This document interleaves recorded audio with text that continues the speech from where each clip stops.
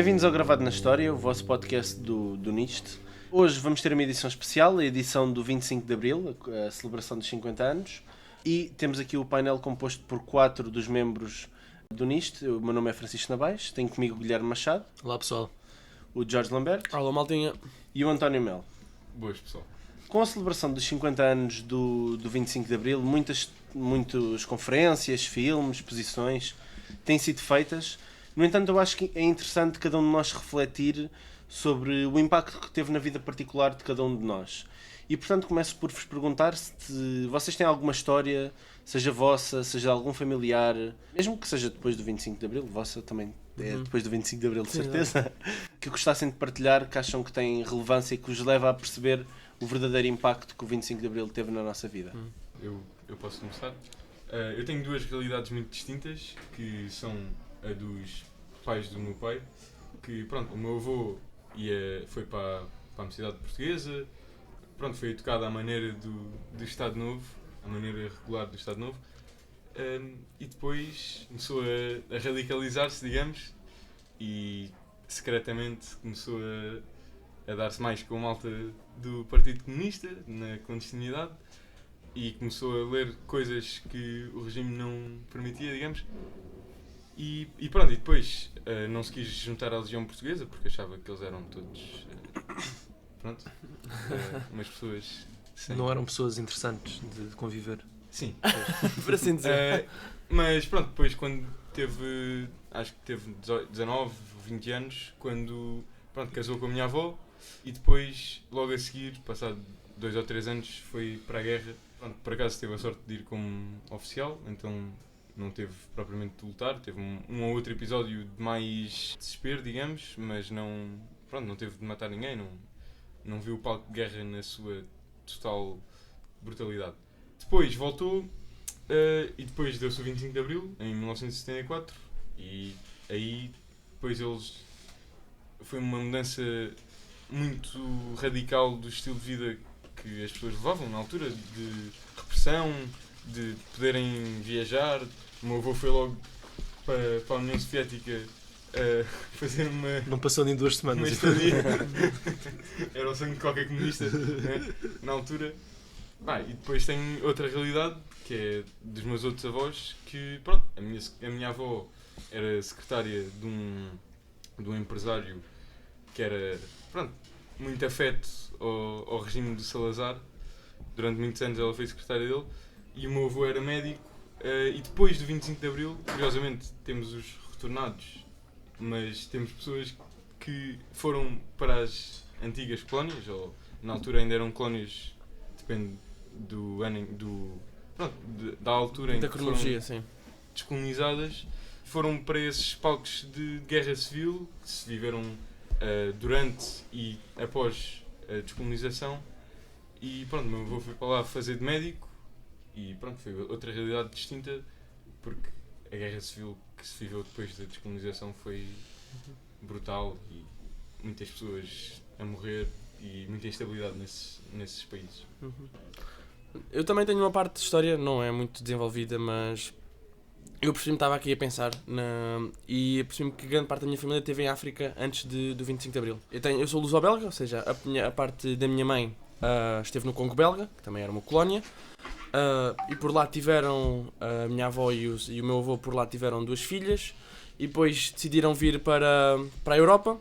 Já a parte do meu pai também lá nasceu em Angola, e depois foi a família do meu pai, a minha avó e o meu avô foram uma das famílias que veio cá para Portugal como retornados. E eu acho que é interessante porque, ou seja, ao mesmo tempo em que o meu pai está com 9 anos a vir para cá, que ele nasceu em 65, em 74 acontece o 25 de Abril, ele com 9 anos está a sair de Angola e a vir para Portugal, e a minha mãe 4 anos a vir da Bélgica com os pais dela para férias no Algarve. Ou seja, eu acho interessante como é que esta bipolaridade de coisas acontece. Temos portugueses que estavam nas colónias e vêm para cá com o seu mundo destruído, né, sem nada por onde se pegar, e europeus que vêm para cá, para eles Portugal era mais um campo de férias, e independentemente do que estivesse a acontecer vinham para cá de férias. Um bocado essa parte da minha história de família.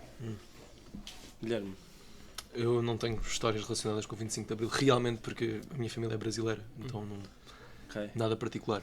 Eu se calhar vou introduzir uma perspectiva que muitas vezes não é referida, que é que impacto é que realmente teve o 25 de Abril. Eu não tive contacto com o lado do meu pai, da família, ou seja, dos pais do meu pai, mas a minha avó, ela vivia em Estremoz e com 18 anos veio para Lisboa, fez parte do famoso êxodo rural, ficou na periferia, morava numa barraca, tinha muito más condições de vida. E eu, quando andava no ensino básico, que falava com ela, começava a falar do 25 de Abril, e eu perguntava-lhe: ó avó, o que é que tu lembras de como é que era antes? E a minha avó dizia-me: não me fez diferença. E isso é uma realidade que muitas vezes não é falada, que o 25 de Abril não chega da mesma forma, nem impacta as pessoas da mesma forma ao longo de Portugal. Há sobretudo zonas rurais que se calhar só tiveram conhecimento, aldeias isoladas, muitos dias depois, e que a sua vida, apesar de poder ter mudado, não tem essa sensibilidade. E a minha avó contava-me esta história, eu ficava surpreendido, e só quando cresci comecei a perceber estas questões, que muitas vezes não são faladas, comecei a perceber isso. Claro que o 25 de Abril trouxe-lhe coisas que ela antes não tinha, liberdade que se calhar antes não tinha o mesmo significado para ela, deu-lhe muito melhores condições de vida. A minha avó deixou de viver numa barraca, pôde criar os filhos com melhores condições, mas acho que é uma realidade importante de ressalvar, que nem toda a gente tem essa percepção. E eu agora, pegando aqui num ponto que o António referiu, o António falaste bastante do teu avô, como ele esteve nos palcos de guerra africanos, certo? Foi para Angola e pronto. Claro que, por acaso, tem outra situação, que foi o irmão da minha avó, que também esteve na Guiné, e pronto, na Guiné foi o pior palco de guerra, para onde os soldados portugueses podiam ir. E ele ficou com memórias horríveis e, pronto, traumas até, porque pronto, teve de matar muita gente, teve de ver os seus companheiros a morrerem, e isso, pronto, marca uma pessoa para a vida. A minha pergunta é um bocadinho, se calhar entre nós, consensual, mas para quem nos ouve, possivelmente já ouviu dizer que o 25 de Abril começou em África. O que é que os historiadores querem dizer com isso quando argumentam que o 25 de Abril começou em África?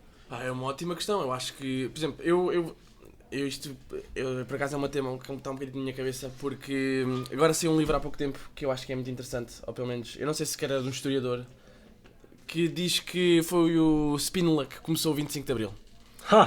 Foi. Diz que foi o Spínola por causa do tal tratado de Portugal e as colónias, que Portugal devia ser um Estado federalista e que supostamente foi isso que derrubou, ou começou a derrubar os alicerces do Estado Novo. Eu acho que não é bem assim, obviamente. Desconfio. Eu desconfio que não seja bem assim. Mas, ou seja, eu acho que a ideia de que o 25 de Abril começou nas colónias, eu acho que tem alguma lógica na medida em que Portugal sempre foi, ou seja, durante 500 anos foi um Estado imperial, um Estado colonialista, e já não tinha o mesmo fôlego que teve durante muitos anos. E, obviamente, também entrando numa questão cronológica de que as colónias já começavam a ser... a ganhar a sua independência a nível geral a partir da Segunda Guerra Mundial. Ou seja, acho que é uma questão com muitas facetas. Acho que dizer que o 25 de Abril começou apenas em África, acho que é demasiado absoluto para compreender a realidade toda, porque obviamente também havia muita convulsão em Portugal continental ou Portugal europeu. Agora sim, acho que acho que é consensual entre nós que a influência que as colónias, ou com os movimentos independentistas das 6 colónias, que mostraram e que levaram muitas fraquezas do Estado. Eu concordo plenamente e depois eu até esticaria a corda para dizer que o 25 de Abril como conceito é uma coisa relativamente consensual universal, ou seja, é o conceito básico de um golpe de Estado ou uma revolução, o fim de um regime, o início de outro, não é? Ou o começo de uma crise revolucionária e depois a instauração de um novo regime, não é? Mas o 25 de Abril como fenómeno é múltiplo.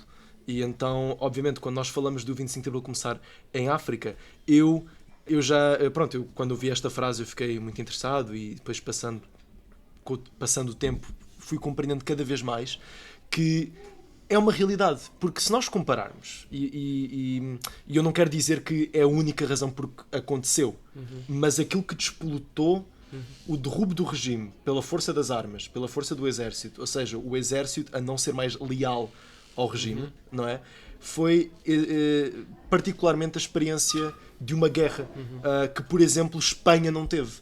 E eu muitas vezes comparando, e acho que muitas vezes quando nós falamos da história do 25 de Abril ou do PREC, nós muitas vezes falhamos em olhar para a Espanha e pensar no que está a passar em Espanha, mas Espanha é um tubo de ensaio tão bom como Portugal para compreender estas dinâmicas da Península Ibérica muito partilhadas. Sim. Porque em Portugal nós tínhamos o COPCOM, tínhamos o exército ligado ao Vasco Gonçalves, nós tínhamos o exército mais moderado, nós tínhamos pessoal do exército que estava a fazer juramentos não à bandeira, não a Portugal, mas pelo povo, um bocadinho antes do 25 de novembro. Então, nós temos aqui um MFA, não é, cujas dinâmicas internas acabam por ditar muito o que é que se vai passar no PREC. Entretanto, em Espanha, 4 anos depois daquilo que supostamente é considerada a transição democrática em Espanha, eventualmente a legalização do PCE e tal, estava a tentar fazer um golpe de Estado. Okay. O exército espanhol era absolutamente reacionário e, na verdade, toda a, entre aspas, transição democrática que aconteceu em Espanha teve de ser feita um pouco a negociar constantemente com as Forças Armadas espanholas. E eu acho que isso há um motivo fundamental, que é uma história que nós, se calhar, ouvi pela primeira vez, ficamos um bocadinho... Não pode, mas é real, que é nós termos esta quantidade... estas dinâmicas dentro do exército, especificamente o exército, entre oficiais milicianos e oficiais, se calhar, de famílias mais tradicionalmente militares, acaba por ser um bocado também a base da experiência da guerra e, por sua vez, também o exército eventualmente mobilizar-se, juntamente com a Marinha e, eventualmente, a Força Aérea, para fazer este derrubo do regime. Portanto, eu estou muito inclinado para concordar que sim, começou em África, porque o contexto da mortandade, da vontade de não ir para lá, da ideia de abandono das Forças Armadas na Guiné, em Moçambique e em Angola, já para não falar que estava-se a perder a guerra. Isso é outra questão. Ou seja, muitos se calhar vão dizer não, efetivamente não estávamos a perder a guerra porque isto e aquilo, e vão chorar imenso e dizer, mas a verdade é que o Portugal estava a perder a guerra da mesma forma que os Estados Unidos estavam a perder a guerra no Vietnã. Sim. Ou seja, não era uma derrota militar a Stalingrado, era uma derrota militar a tu estás a meter a tua geração inteira de jovens num... Exato. E já para não falar que, e outra razão por que começou em África é também porque em 74, 60% dos efetivos do exército português em África são africanos. São guineenses, são moçambicanos, são angolanos também. Que é uma história africana. Não é muito abordada também. Exato. Muitas vezes. É uma história africana, fundamentalmente. Eu gostaria também de acrescentar aqui um argumento relativamente a esta questão, se calhar também para não repetir o que já foi dito, que é, eu acho que a questão de dizer que começa em África é basilar na questão do exército, até porque foi o exército que, pelas armas, levou a cabo o derrubo do regime. Mas eu também acho que há aqui uma camada que é a camada popular de quem não foi para a guerra, mas que viu outros a irem. E acho que é uma camada agregadora do povo de apoio ao exército. Porque o 25 de Abril teve um apoio popular, sim, o 25 de Abril não foi só pelo povo, também não foi só pelo exército, mas a verdade é que o povo também esteve lá e estava com os militares, e eu acredito que parte dessas pessoas foram também mobilizadas por tudo o que viram de irmãos, de filhos, de netos, fazerem 18 anos, 19 anos e a terem de partir para um palco onde não sabiam se eles iam voltar. Não sabiam se iam voltar. As imagens e os relatos que vemos de familiares a despedirem-se de miúdos, tipo, com a nossa idade. E imagina o que é que seria para uma mãe, para uma namorada, para um filho, para um avô ver aqueles membros a irem para uma guerra que não é deles, uma guerra que eles não querem lutar. Acho que acho que teve mesmo um efeito que contribuiu também para o 25 de Abril, e daí também compreender toda esta camada e argumento do 25 de Abril começou em África, mesmo tendo as suas várias dinâmicas que tiveram a sua repercussão por aqui. Sim. Exato, eu acho que é um fenómeno memorialístico acima de tudo, ou seja, é um argumento histórico correto, eu acho, mas tem um papel memorialístico muito importante e que reflete, ou seja, no contexto atual de descolonização, de conversas mais profundas sobre, por exemplo, eu nem sequer vou dizer sobre a libertação, mas sobre os limites da libertação como nós se calhar conhecemos na década de 70. Estás a ver que não contemplou a população negra em Portugal, não contemplou a população LGBT+, etc. Não contemplou até pessoas com deficiência, por exemplo, muitos dos deficientes das Forças Armadas, até dando exemplo das Forças Armadas. Sim. Não é? Largados assim no canto. E então eu acho que eu acho que isso é uma coisa que nós vamos notar muito nesta conversa sobre o 25 de Abril, em todas as conversas do 25 de Abril, é que nós às vezes temos tentado esmiuçar um pouco o que é uma investigação histórica que às vezes tende a encontrar realidades que até podem doer um bocadinho de ler, ou de ouvir, ou de perceber, e aquilo que é um assunto político extremamente vivo, Sim. real, não é? E que faz parte do nosso imaginário político na atualidade. Então, muito disso está relacionado com esta questão fundamental. António, não sei se queres acrescentar alguma coisa. Só ia pegar naquilo que tu disseste há bocadinho, ainda mais, para dizer que, pronto, eu acho que muitas camadas sociais, com a guerra colonial principalmente, acho que deixaram com a sua angústia de ver os seus filhos irem embora, os maridos irem embora, os irmãos a partir para a África, acho que perceberam e acordaram para, não é neste regime que eu me revejo, e pronto, ver os meus entes queridos a irem para uma guerra que este regime defende com tanto suor, com tanto sangue, com tanto empenho, e eu não me revejo nisto. E acho que também foi por isso que a revolução não foi só das Forças Armadas, é claro, acho que também foi do povo, aliás, foi do povo, também mesmo por causa disso. Eu ia também acrescentar aqui, ainda dentro da temática colonial, e antes de passarmos mesmo para a questão do 25 de Abril, que é, sabemos que a descolonização não foi um processo fácil, e a minha pergunta é, foi um processo que, ou seja, se calhar a pergunta não está assim bem estruturada, mas o que é que faltou fazer, ou o que é que ficou por fazer na altura perante a temática de descolonização? Porque nós tivemos países deixados sem mais nem menos, tivemos retornados que tiveram uma série de problemas na sua integração, tivemos a questão de, como o Guilherme também já mencionou, de pessoas que quando voltaram não tinham aqui uma oportunidade, seja porque eram retornados, seja porque eram deficientes, o que for, ou algo do género, e também como é que... o que é que poderia ter corrido melhor na questão da independência, porque muitos destes países ficaram com a sua economia, Sim. com a sua vertente social, com a sua vertente política bastante... Está-me a faltar uma palavra, bastante... Debilitada, exatamente. Pá, ou seja, eu acho que pelo menos a minha resposta acho que vai em 2 pontos, ou seja, acho que em termos dos retornados, se calhar eu começo por aí, eu acho que houve uma clara falha do novo governo, ou do novo Estado, não é Estado novo, do novo Estado, em albergar, em receber esses portugueses, ou essa malta que estava a voltar, e inseri-los novamente na sociedade, porque eu, da minha opinião, ou seja, e se calhar corrijam-me se alguém estiver errado, mas eu sinto que também os retornados vão ser aqueles que mais vão estar contra as políticas que o 25 de Abril vai tentar instaurar. Eu sinto por serem uma força de população que não se sentia, ou seja, foi expulsa da vida que já tinham estabelecida, porque uns bacanos em Lisboa disseram agora isto acabou, vieram para cá, não tinham casa, não tinham trabalho, não tinham nada para construir, e a ideia que eu tenho é que vai ser também essa força de gente, não digo todos, mas que vão encontrar vão ficar, em linguagem coloquial, um bocado ressabiados com estas forças de mudança. O meu outro ponto é, ou seja, será que uma descolonização aconteceu realmente? Pá, por exemplo, eu falo de, se calhar, fujo um bocadinho ao tema, mas eu falo, por exemplo, de hoje em dia as ex-colónias francesas em África. São independentes? São. No entanto, vemos que a ingerência francesa continua lá constante. As empresas francesas dominam os recursos, os exércitos franceses têm lá bases. E ajudam a fazer golpes de Estado se necessário. Exatamente, ou seja, admito que eu não sei a geopolítica de Angola, Moçambique, de Cabo Verde, de Guiné-Bissau.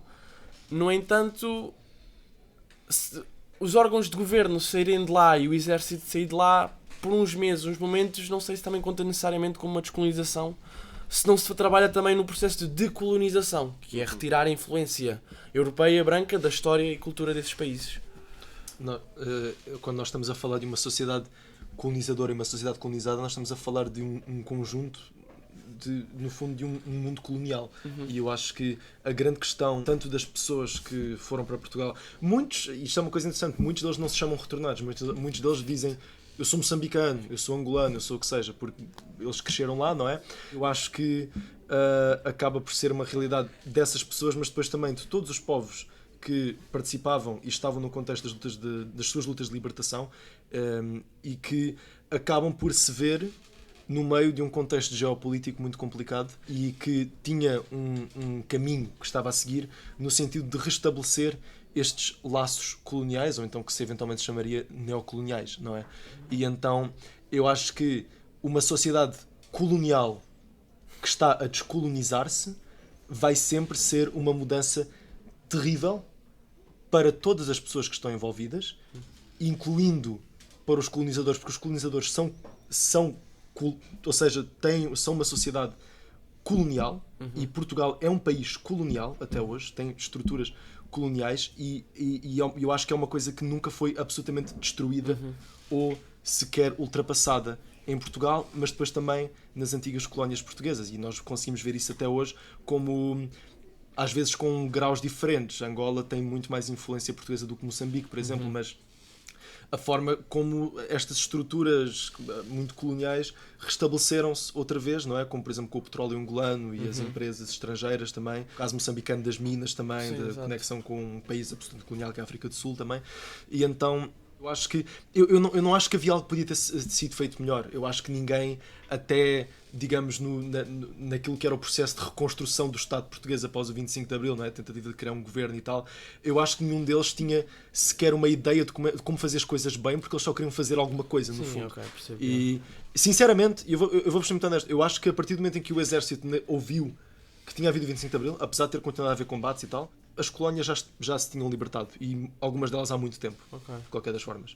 E então eu acho que isso é outra parte desta discussão também, que é colocar mais um ónus mesmo na própria narrativa da libertação dos povos africanos.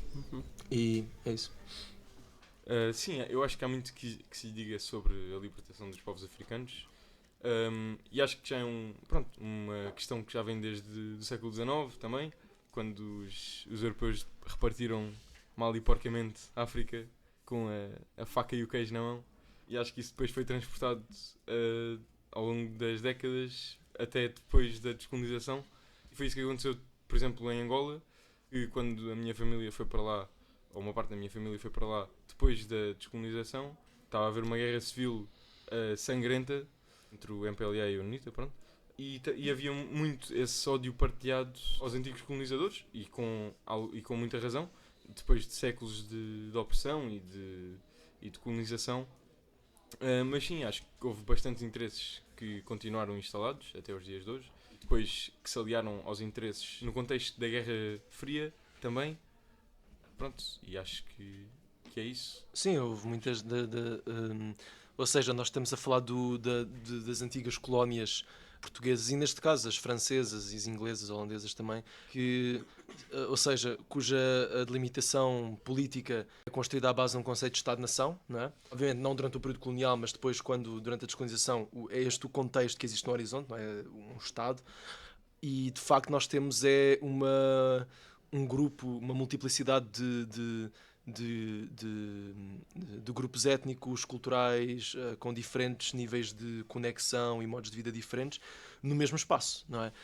Mas eu acho que há uma realidade profunda que vai de encontro ao que tu disseste, que é parte da estratégia de domínio partia também domínio colonial, partia mesmo ou seja, do intensificar destas tensões étnicas e sociais e culturais dentro destes territórios. Eu acho que isso é uma questão fundamental por causa da Guerra Civil. Também havia aquele fator comum de estarem todos subjugados à metrópole, e eu acho que também se agudizou mais essas rivalidades étnicas e culturais quando deixou de haver esse denominador comum, que foi depois da descolonização.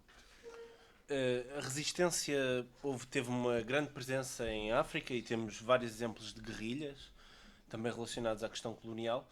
No entanto, e agora se calhar passando um bocadinho para uma visão mais de metropolitana e de Portugal continental, sobretudo, mas também das ilhas, existiram muitos movimentos de resistência, mais do que movimentos, às vezes só ações de resistência de várias fações, do anarquismo, comunistas, democratas, republicanos, até não filiados, fizeram por resistir. E eu acho que uma parte de nós, e enquanto historiadores, temos a responsabilidade também de não deixar cair no esquecimento estes atos de resistência, que muitos deles são inimagináveis aos olhos de hoje, mas que para a altura tudo valia para resistir contra um Estado que oprimia. E portanto, não sei se tem alguma história dentro desse tipo, mas eu gostava de partilhar histórias de 4 personagens de que viveram durante a clandestinidade e que lutaram contra o Estado Novo. Posso? Sim, força, amigo. Faz favor. Então, a primeira história que eu gostaria de partilhar é a história de Militão Ribeiro. Muitos de vocês conhecem. Eu vou tentar não ser demasiado exaustivo, mas Militão Ribeiro vai ser um militante do Partido Comunista Português, e eu trago a sua memória porque quem for ao Museu do Aljube vai ver uma foto da autópsia deste militante. Ele acabou por sofrer muito às mãos da PIDE, foi perseguido, foi torturado e acabou por recorrer a uma greve de fome numa tentativa de pedir por mais medicamentos, porque ele estava doente. E ele acaba por entrar em coma dia 2 de janeiro e falece no mesmo dia, com 53 anos e 32 quilos. Portanto, quem vir, ou se quiserem pesquisar, apenas uma foto, é uma foto bastante gráfica, mas acho que é importante trazermos à baila as atrocidades feitas pela PIDE. Queria também chamar a atenção para o Jaime Rebelo. Jaime Rebelo é conhecido como o Homem da Boca Fechada. Foi um militante anarquista português e, quando foi preso e torturado, Jaime Rebelo decide arrancar a própria língua adentada para não sequer hesitar em poder falar, e como uma demonstração de resistência. Trazer também a memória de Margarida Tengarrinha, falecida o ano passado, militante do Partido Comunista Português, e mesmo não tendo sido presa, foi perseguida. Ela era uma falsificadora de documentos, e que a história dela, mais do que a história dela, o que é que ela passou após o 25 de Abril, que, tendo feito uma perseguição aos PIDs que mataram o seu marido, José Dias Coelho, uma morte a sangue frio em Alcântara Terra, se não me engano, com um tiro à queima-roupa, ela conseguiu encontrar a autópsia que culpava esses PIDs, e quando foram levados a julgamento, pouco ou nada lhes aconteceu, mesmo sabendo que eles tinham assassinado. Acho que tiveram 1 ou 2 anos presos, que é algo pequeníssimo para quem assassina alguém assim a sangue frio. Por último, trazer a memória de António Dias Lourenço, também militante do Partido Comunista Português. Penso que esteve no Secretariado-Geral. É Secretariado-Geral? Estava a faltar a palavra. Comitê Central. Comitê Central, isso mesmo. Esteve no Comitê Central, e a história não é tanto sobre ele, mas é sobre o que os presos passavam e o que ele também passou. Ele foi preso em Peniche, e quando estava em Peniche, o seu filho estava doente, com leucemia. E eu passo a ler uma carta que ele escreve ao seu filho em Peniche, dia 28 de junho de 1966. Meu Toino, muito querido, espero que continues a melhorar dessa aborrecida doença, que nem ao menos permite trincar uns caramelozinhos daqueles que tu gostas. Mas paciência, quando estiveres curado, o médico disser, vai ser bom voltar a comê-los. Quando cá vieres, o pai tem cá uns que não te fazem mal, e com certeza vais gostar. Recebi o postal de 20, que muito agradeço. Fica contente por teres comprado um carrito ao teu gosto. Bom, se ele ainda existir, quando cá vieres, está claro que hei de gostar de vê-lo. Mas se até lá sofrer de alguma pano ou chocar com outro, paciência. O pai e a mãezinha querem é que tu brinques muito com ele quando te apetecer. Quanto às visitas, entramos agora na noite escura, com a natural e compreensível redução das vindas da tia Ivone. Neste momento, só ela poderá indicar a madrinha quando tenciona vir. Cria-se agora uma situação que praticamente reduz à mais ínfima expressão os necessários e humanos contactos do pai contigo e a Lelinha, exatamente, enquanto outras soluções mais justas não forem encontradas. Fica contente com a notícia da tua festa de anos e por teres apagado tantas velinhas com um sopro só. É uma das muitas cartas que ele escreve ao seu filho, que faleceu com 10 anos com leucemia, sem ter contacto com o pai, porque a PIDE impediu de ver o seu próprio filho, que acabou por falecer. Estas são apenas 4 de pequenas histórias, mas existem centenas delas. Sim. Morreram centenas de pessoas às mãos da PIDE, às mãos do Estado Novo. Milhares também acabaram por sofrer, mesmo não tendo falecido. mas acho que estas histórias não devem ser relegadas ao esquecimento, até porque são elas que nos fazem valorizar a liberdade que temos hoje em dia. Sim, eu por acaso, quer dizer, não foi por acaso, mas li um livro que se chama, acho que se chama PID mesmo, que é sobre várias histórias muito parecidas com essas que tu acabaste de relatar. São sobre pessoas, pronto, ou por pertencerem ao Partido Comunista, ou por serem anarquistas. Temos todos os casos, ou até não tendo feito nada, por terem sido denunciadas só porque o vizinho não gostava delas. Pronto, várias histórias de pessoas que foram presas e que passavam pelas maiores atrocidades e os métodos não pouco convencionais, digamos, que os PIDs usavam, que pronto, consistiam em... Li que houve uma mulher que foi sujeita a estar em estátua, que era uma forma de tortura que eles utilizavam, que era meter a pessoa em pé e ela não se podia sentar e tinha de estar em pé durante dias e noites e sem dormir, pronto, sem comer, sem poder ir à casa de banho. E eles comiam, mas não era muito. E havia muitas pessoas, sim, e havia muitas pessoas que, pronto, às vezes ficavam com a roupa suja com as próprias fezes, com a própria urina. Isso era um tipo de tortura, sobretudo muito utilizado em mulheres, porque as mulheres só começaram a sofrer violência mais física na fase final do Estado Novo. Até lá era uma violência muito mais humilhante. As mulheres tinham esta violência humilhadora de terem de fazer as suas necessidades à frente dos PIDs, grande parte deles homens, terem de limpar as suas fezes com a sua roupa, e que era bastante degradante. Sim, eu também li relatos exatamente daquilo que tu descreveste. Eu acho interessante a forma como tu descreveste estas pessoas, estes resistentes antifascistas, que passaram por atrocidades que a polícia política em Portugal fez, e usando muito o termo de lembrando, não é? Recordando, memória, ou seja, que é uma coisa profundamente memorialística quanto ao regime do Estado Novo. E eu acho que isso aí entra num tópico que eu acho que é importante abordar, que é, ou seja, não só o papel que a PIDE teve na construção do regime do Estado Novo, porque nós, ou seja, conseguimos perceber bem como, por exemplo, no caso português, mas depois também no caso espanhol, por exemplo, com a Brigada Social em Espanha, estas polícias começam com um objetivo muito específico, não é, de ir atrás de opositores, mas depois acabam por se desenvolver como os seus próprios estados dentro de um Estado, de certa forma, com os seus próprios processos judiciais, de castigo, de perseguição, etc.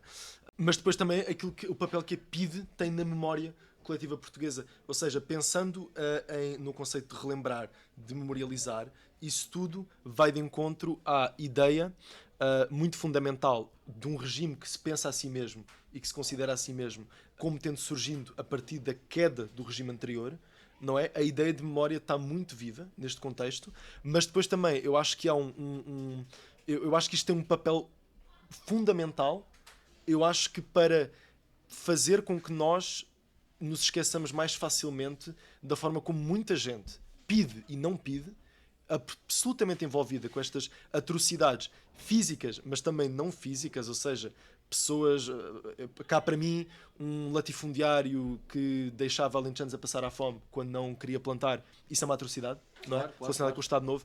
A mesma coisa com os latifundiários em Angola. E como muitas dessas pessoas passaram por 2 anos que, na opinião pessoal deles, se calhar não foi muito boa, não é? 74, 75, eles não gostaram muito, não ficaram muito felizes, mas depois voltaram e ficaram cá e estão em posições de poder até hoje. O nosso Presidente da República é, não é, famosamente, não é, afilhado do Marcelo Caetano. O nome do Marcelo. Exatamente. E então muitos poucos PIDs foram julgados e foram presos. Exatamente. E os que foram presos, acho que houve tempo. uma invasão muito famosa. Que depois, pronto, eles fugiram, fizeram motim, houve um motim, e isto é uma coisa que, se nós estamos a ler muito sobre este período, e estamos ali, acho, com um compromisso emocional muito forte com o que se está a passar, não é?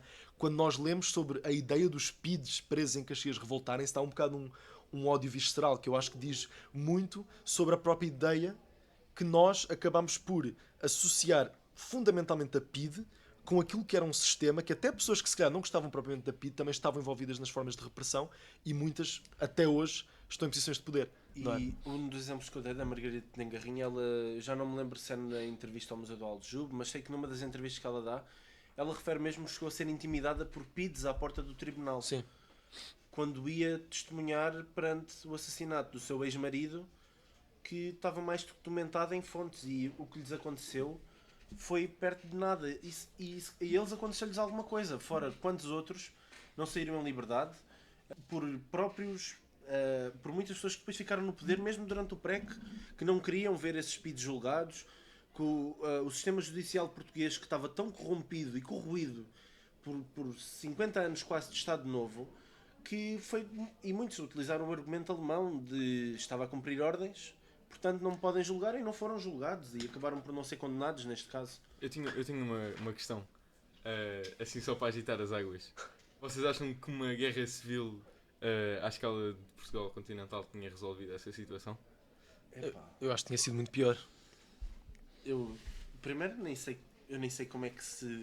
Tivemos bem próximos, eu acho. Eu acho que Portugal esteve bem próximo de Então, eu entrar não em digo guerra uma guerra civil. civil, mas pronto, porque isso também tem mais a ver com o que vamos falar a seguir.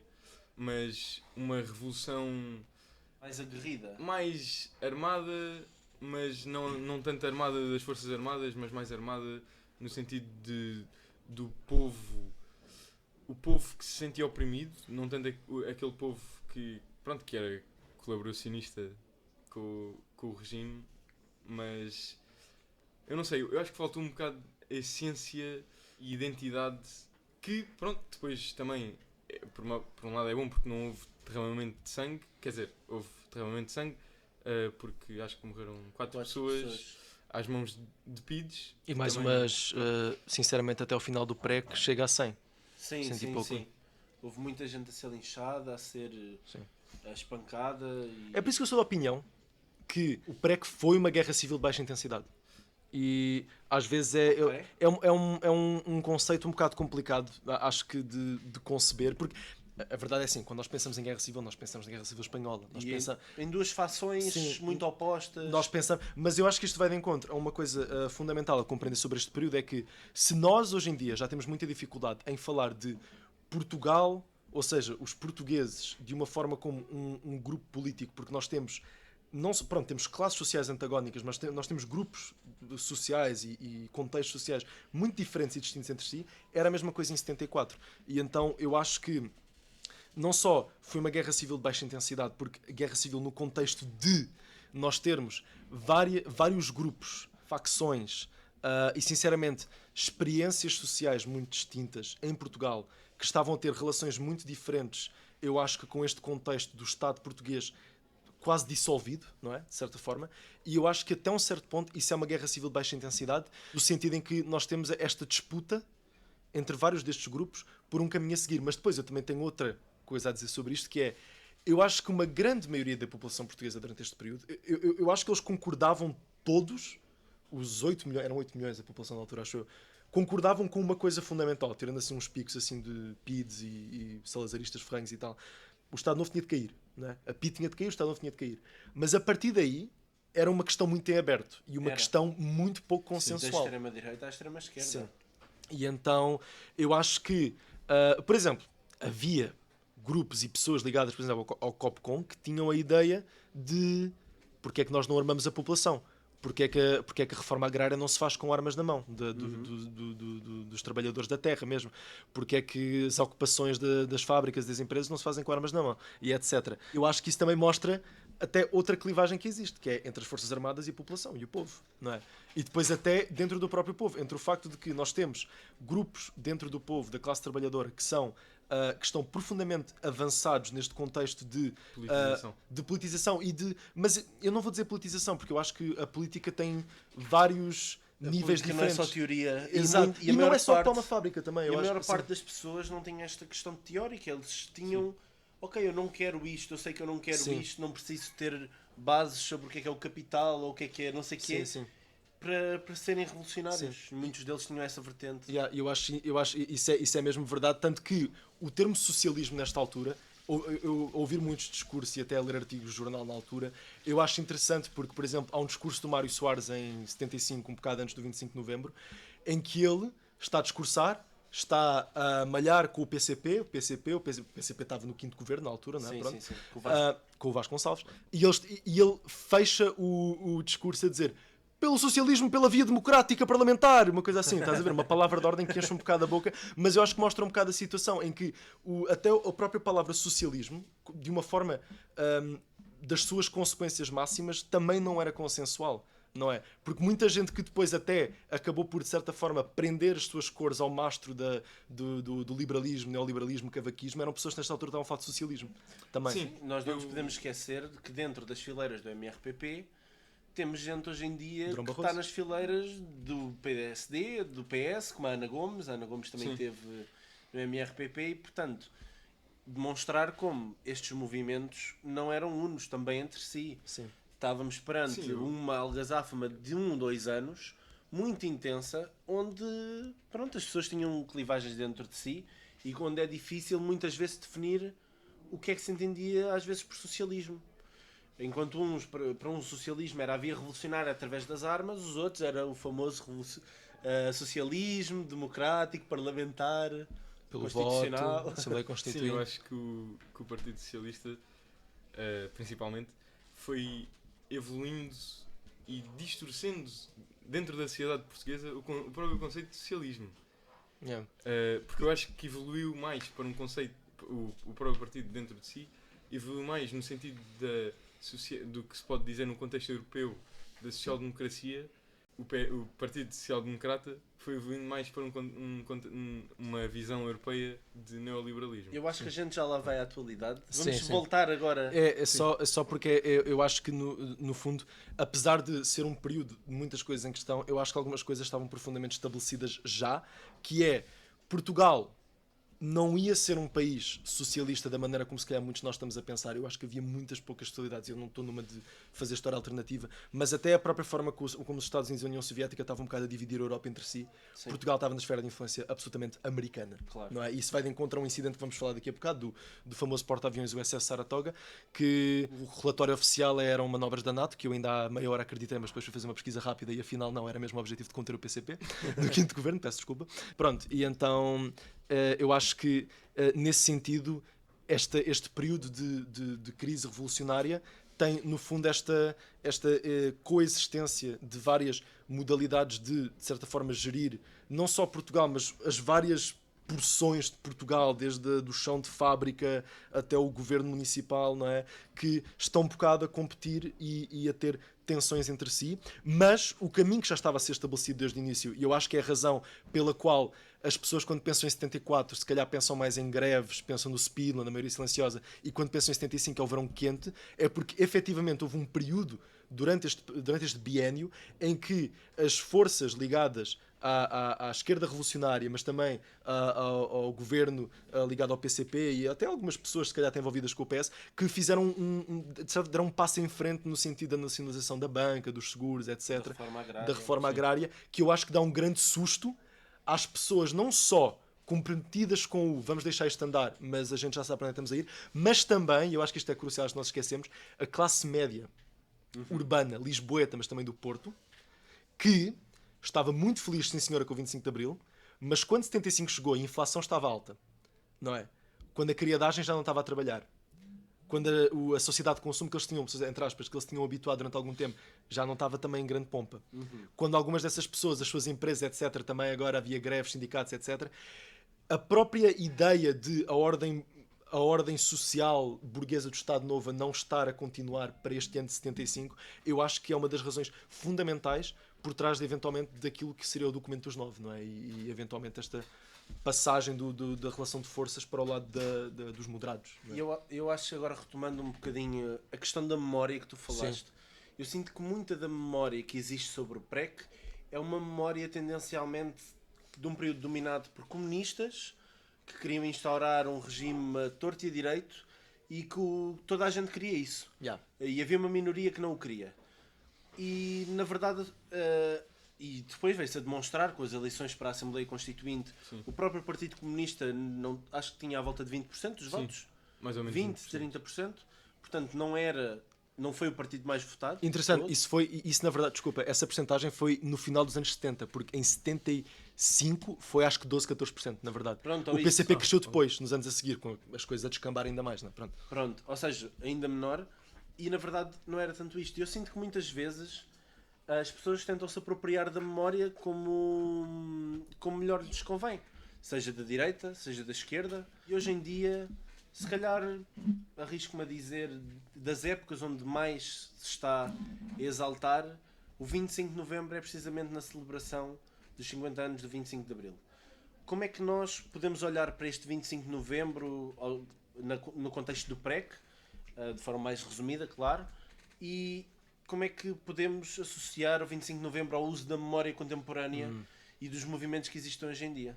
Eu acho que há uma diferença muito grande entre o 25 de Abril e o 25 de Novembro, que é óbvia, mas já vai um bocado de encontro ao que eu quero dizer daqui a bocado, que é o 25 de Abril foi um golpe militar, começou como um golpe militar, mas em muito pouco tempo transfigurou-se como uma mobilização popular muito grande e muito ampla. O 25 de Novembro foi feito à surdina.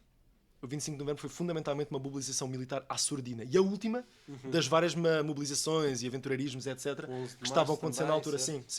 E então, eu acho que o 25 de Novembro, até muito recentemente, não era particularmente parte do discurso corrosivo da política portuguesa da atualidade, porque dentro das elites portuguesas, dentro da própria classe governativa portuguesa, etc., e dos capitalistas portugueses, e até, sinceramente, da memória de muitos portugueses, nós estamos a viver numa república que deve a sua origem ao regime que foi derrubado no dia 25 de Abril, mas cuja essência depende do que foi feito no dia 25 de Novembro. Nós temos uma república novembrista. Eu concordo. Acima de tudo. E então eu acho que as memórias do 25 de Abril, as memórias do PREC, têm fundamentalmente um efeito cívico de, ao menos, eu não vou dizer uma simulação, que eu acho que isso é um bocado ofensivo até, mas eu vou dizer a tentativa de promover a ideia de uma memória coletiva única, ou pelo menos com as suas divergências aceitáveis dentro do contexto parlamentar europeu, sobre o 25 de Abril e o PREC. Mas quando efetivamente o regime que temos agora deve a sua origem e o caminho que eventualmente seguiu, não é? Eventualmente o cavaquismo é o grande exemplo, não é?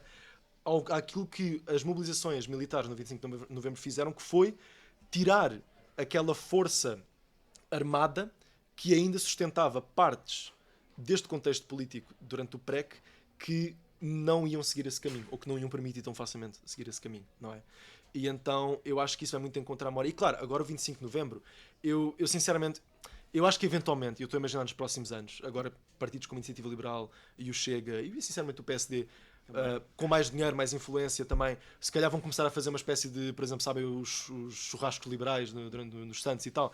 Eu imagino que eles se calhar vão começar a fazer coisas assim. Mais do que isso. Eu digo que daqui a uns anos temos 25 de Novembro na Avenida da Liberdade. Pronto. Não me admirava assim tanto, por mais triste que isso esteja. Eu confirmo-te isso até já falei com o Carlos Moedas. Isto é curioso, porque eu, no mês de novembro do ano passado, eu vou de bicicleta para a faculdade e eu passo por um daqueles cartazes que a Câmara Municipal pendura. E o que é que eu vejo? Viva ao 25 de novembro. E para a minha surpresa, até fotografei e mandei isso para um colega meu, porque, pronto, chocou-me como é que um golpe militar, pronto, uma série de movimentações militares que instauraram a democracia portuguesa que temos hoje, quer gostemos, quer não gostemos, quer sejamos mais a favor ou menos, e pronto, e eu não sei se isso devia ser celebrado, porque eu acho que a memória cívica da qual tu estavas a falar, que aconteceu desde o 25 de Abril de 74, se está a começar a desvanecer passados 50 anos, e pronto, e penso que vai durar muitos mais anos, mas já se está a começar a erudir em prol desta nova memória construída artificialmente. Sim. Daquilo que foi o 25 de Novembro. E eu acho que, quer gostemos, quer não, e tal como estavas a dizer, foi o 25 de Novembro, não foi o 25 de Abril que construiu o regime que temos, os alicerces da democracia que temos hoje. Eu não usaria o termo democracia, eu percebo o que estás a dizer. Sim, mas democracia, mas democracia podre, digamos. Eu percebo porque, no fundo, estamos da liberdade foi sim. o 25 de Abril, obviamente. Sim, se nós estamos a falar de o PREC ameaçar as estruturas de acumulação capitalista durante estes 2 anos e ameaçar em níveis diferentes, mas ameaça. O 25 de novembro é exatamente o momento que põe fim a isso, para o alívio de, sinceramente, a classe política portuguesa, os militares, os capitalistas e, sinceramente, grande parte do mundo ocidental que estava a acompanhar isto de longe, Sim, incluindo... Porque vamos lá ver, o objetivo e a memória que se dá hoje em dia ao 25 de Abril é uma memória não anticapitalista, não revolucionária no sentido social, mas é uma memória antifascista sobretudo. Sim. E agora temos liberdade para falar e dizermos o que queremos. É a narrativa mais comum do 25 de Abril. E muitas vezes é posta em segundo plano todos os esforços sociais, políticos, económicos que o 25 de Abril trazia consigo. Porque cumprir Abril não é só podermos falar livremente. Cumprir Abril tem toda uma série de outras camadas, como estas que eu acabei de mencionar, que foram, mais uma vez, renegadas com o 25 de Novembro, que pretendeu cumprir aquela memória antifascista, sim, mas com uma estrutura fixa de Sim. o que temos hoje em dia. Sim. E que consta da sua agenda caminhar para uma sociedade muito mais conservadora, Sim. como temos observado nos últimos tempos. A minha outra questão já foi aqui um bocadinho levantada pelo Guilherme, e é, quando Portugal, e eu espero não estar em erro, pensa ou não em entrar na União Europeia, a resposta da própria NATO foi o caso do porta-aviões Saratoga. Ou seja, eu penso que foi durante a entrada ou não da União Europeia. Não, o Saratoga foi em 75. Então foi durante o PREC, é Acho que isso foi mesmo. abril Sim. ou- Durante o PREC, Sim. enquanto havia um governo muito mais à esquerda do que viríamos a ter, e havia o perigo vermelho em Portugal da ascensão comunista, aquilo que a NATO decide fazer é colocar um porta-aviões à porta ali do Tejo. O Tejo quase não tem espaço para um barco normal quando mais para um porta-aviões. E vai meter o Saratoga ali, Palavras muito fortes contra o Rio Tejo. Nós apoiamos, neste podcast, apoiamos o Rio mesmo Tejo. ali à frente do Palácio de Belém, num simbolismo ofensivo, possivelmente. Sim. Qual é que é a influência que nós vemos do panorama internacional para o PREC e para os anos futuros, até à própria integração de Portugal na União Europeia? Olha, o 25 de Abril começou em África, mas sabes onde é que também começou? Com o Nixon. Porquê? A crise de 73, não é? Ou seja, esta crise económica profunda do Ocidente Europeu, da América do Norte, etc., é um plano de fundo fundamental das coisas que nós vamos presenciar durante o PREC. Obrigado, Nixon. Nixon, fizeste algo. O Nixon fez uma coisa, não é? Pronto, não propriamente, mas fez uma coisa. Mas não, é um exagero, porque Nixon ou não, já estava, sinceramente, já estava em caminho de crise económica profunda. E 73 foi o choque do petróleo. Então, ter uma crise económica já é complicado, mas ter uma crise energética, como Portugal também estava a ter nesta altura, é pior, não é? E é assim, estas coisas, por exemplo, de sabotagem económica. O conceito de sabotagem económica, apesar de ser algo muito complexo, acho que às vezes é usado de uma forma muito única e muito pouco e com poucas nuances. A sabotagem económica também estava muito relacionada já com este contexto de crise generalizada, não é? De inflação, de desindustrialização e sinceramente de desemprego. E eu acho que isto acaba por ser muito o plano de fundo e aquilo que faz muito parte da história do PREC e sinceramente até de alguns sucessos e insucessos, não é, de uma revolução. Por outro lado, obviamente o contexto geopolítico, como nós já falámos, é importantíssimo. Na verdade ou seja, havia a possibilidade, ou seja, quando os americanos e os ingleses estavam a olhar para o que estava a passar em Portugal e estavam a pensar, como nós agora estávamos a discutir, vai haver uma guerra civil, já havia um bocado uma preparação, um posicionamento no sentido de vamos apoiar o lado de direita, vamos apoiar o lado não socialista, não comunista, não é? O que seja, nesta guerra civil. A União Soviética também teve a sua. E a União Soviética estava mais numa de não vamos tocar nisto, ou vamos só, pronto, não temos nada a ver. E então é uma coisa fundamental, o contexto internacional. E eu acho que também temos de ter em conta que ainda se estava a viver uma guerra fria. Sim, também. Ainda se estava a viver uma guerra fria e qualquer tipo de país que demonstrasse a mínima instabilidade tinha a famosa Mãe Rússia e o famoso tio Sam a bater à porta e a dizer: queres ajuda? Yeah. Precisas de alguma coisa? Precisas de alguma coisa? Podes chorar, podes vir para o meu ombro. Enviar o Franco Carlucci como ajuda. Que tinha ligações com o Mário Soares, não foi? Sim, então o Carlucci, ele dizia que o Mário Soares era basicamente the only game in town. Ok. em Portugal. Ou seja, ele olhava para o hotel, olhava para o Vasconcelos, olhava para o Costa Gomes, olhava para essa malta toda e ficava.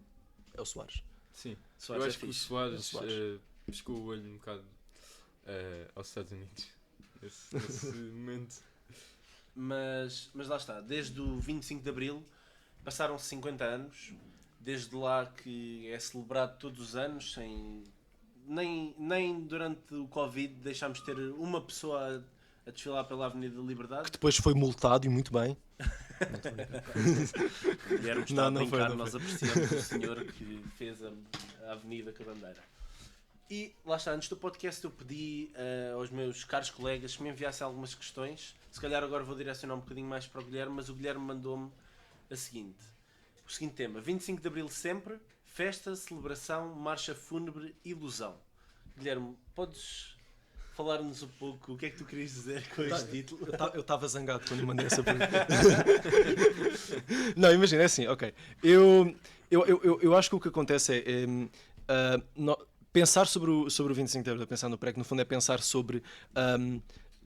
é ir muito ao fundo das raízes mesmo, não só da história portuguesa, do território português, mas também até do nosso conceito plausível de identidade, não é?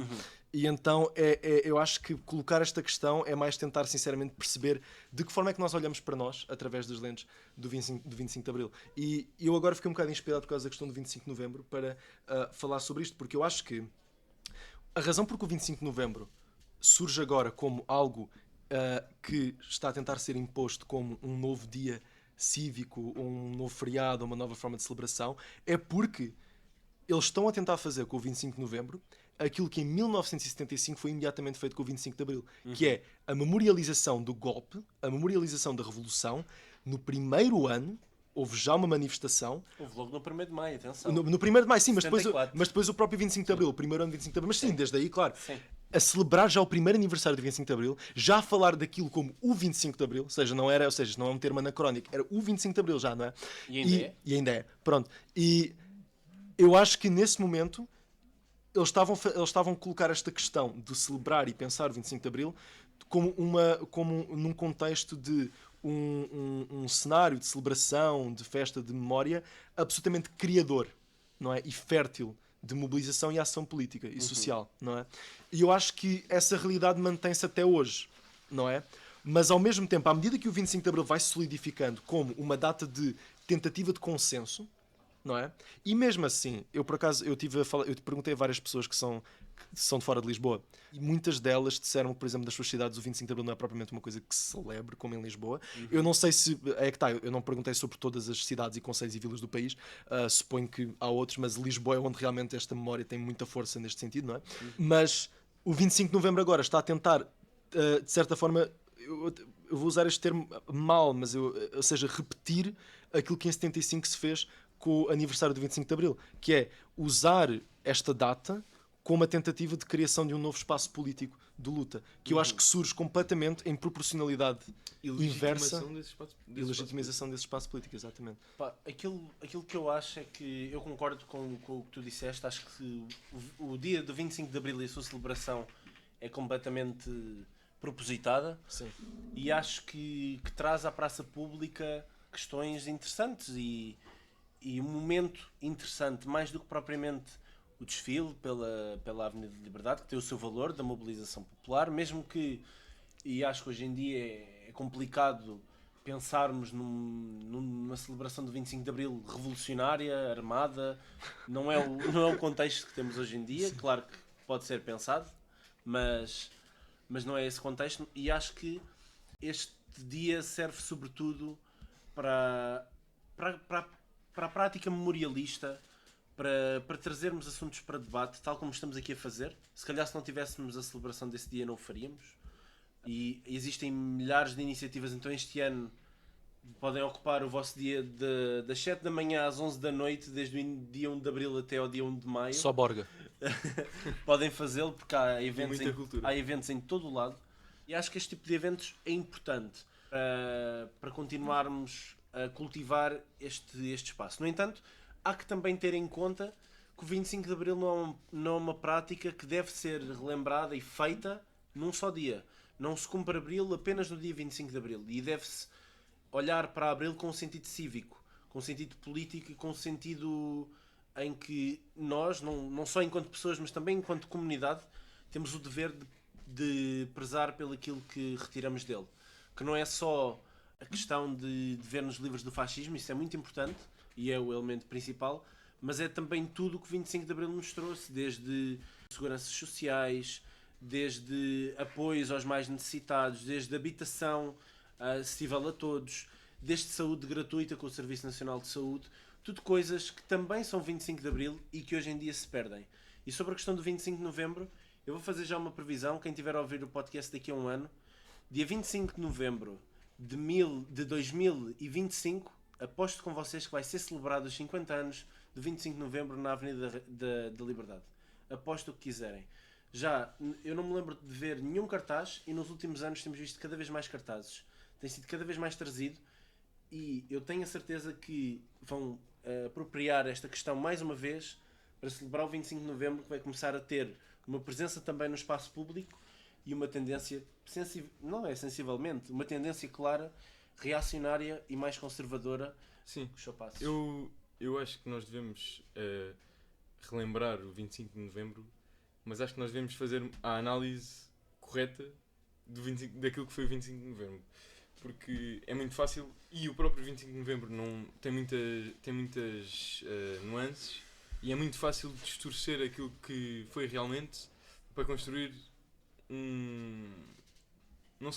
uma névoa de foi isto que construiu a nossa democracia e que nos deu a liberdade, mas isso aí é atribuído ao 25 de Abril e não devemos esquecer disso e não devemos dar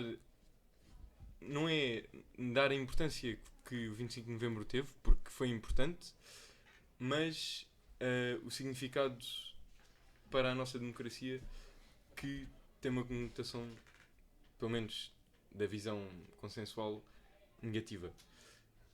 E quem está por trás dos apoios ao 25 de Novembro é sempre gente tendencialmente bastante conservadora. Sim, eu acho que esse revisionismo conservador de que o 25 de Novembro está a ser alvo e querer celebrar uma coisa que é tendencialmente má. Depois tem em pé de igualdade, muitas vezes. Pois. Tem-se tentado fazer isso. Eu, por acaso, eu estou esperançoso sobre uma questão do próprio dia 25 de Abril. Como tu disseste, o 25 de Abril não é apenas no 25 de Abril e isso, sinceramente, a minha opinião é que o 25 de Abril é um fenómeno muito bom, não é? Relativamente consensual. Eu acho que como ideologia tem problemas fundamentais, não é? A ideologia de Abril. Mas por outro lado, por exemplo, eu faço uma comparação com em França, um país onde o Macron todas as semanas envia as tropas de choque para bater nos parisienses, quem quer que seja. Dia 14 de julho celebra-se a tomada da Bastilha. Da mesma forma como nós celebramos no dia 10 de junho o Dia da Raça, ou Dia das Comunidades Portuguesas, pronto, que é o nome que eles deram agora, mas que sempre foi o Dia da Raça, não é? E celebra-se da mesma forma como eles celebram a tomada da Bastilha. Agora, nós estamos a falar do dia 10 de junho, uma data que foi dada, não é, para celebrar este contexto colonialista, nacionalista, português, etc. Pronto. Da tomada da Bastilha, nós estamos a falar fundamentalmente do povo pobre, miserável de Paris, a erguer-se contra um símbolo da sua própria opressão. Se eles tentassem fazer isso hoje em dia, iam morrer centenas de pessoas nas ruas de Paris. Da mesma forma como que essa data acaba por assumir esta existência dupla de dia simbólico, ou seja, dia nacional, dia cívico, mas depois politicamente tem uma coisa completamente diferente. Eu acho que o 25 de Abril fundamentalmente é isso, não é?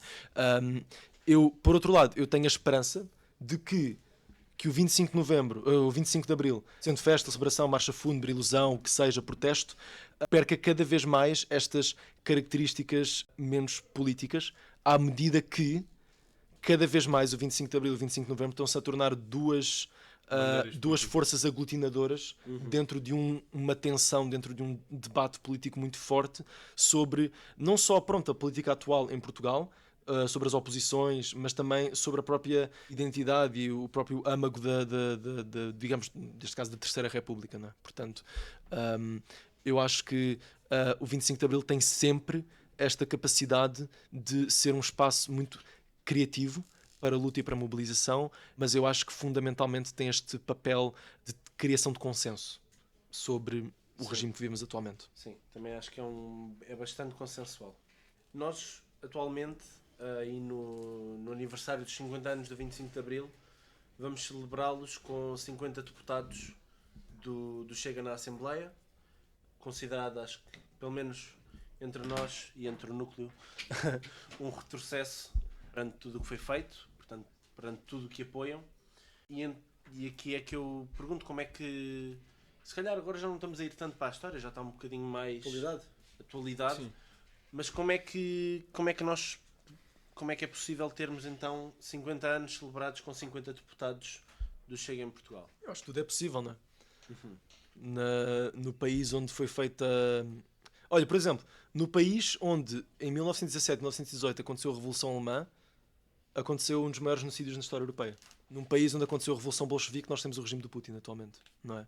Um regime oligárquico. No país onde aconteceu o 25 de Abril, existe o Partido Chega. E, sinceramente, aí é que está. Eu acho que os 50 deputados do Chega...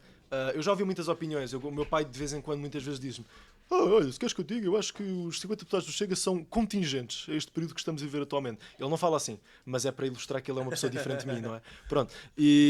Mas o que eu percebo, eu acho que há uma realidade muito forte de período de crise, período de confusão, de tensão política, a ver este crescimento, mas eu acho que o Chega...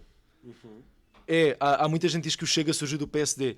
O Chega surgiu daquilo que no PSD e em todo o país sempre foram elementos herdeiros do Estado Novo e não só, que sempre existiram. Mataram Alcino Monteiro no Bairro Alto, mas também estiveram no governo do Cavaco, estiveram no governo do Drão Barroso, estiveram no governo do Engenheiro Sócrates, estiveram no governo do Passos Coelho, estiveram no governo do António Costa. E então eu acho que Portugal é um país que, aí é que está, não é um país fofinho.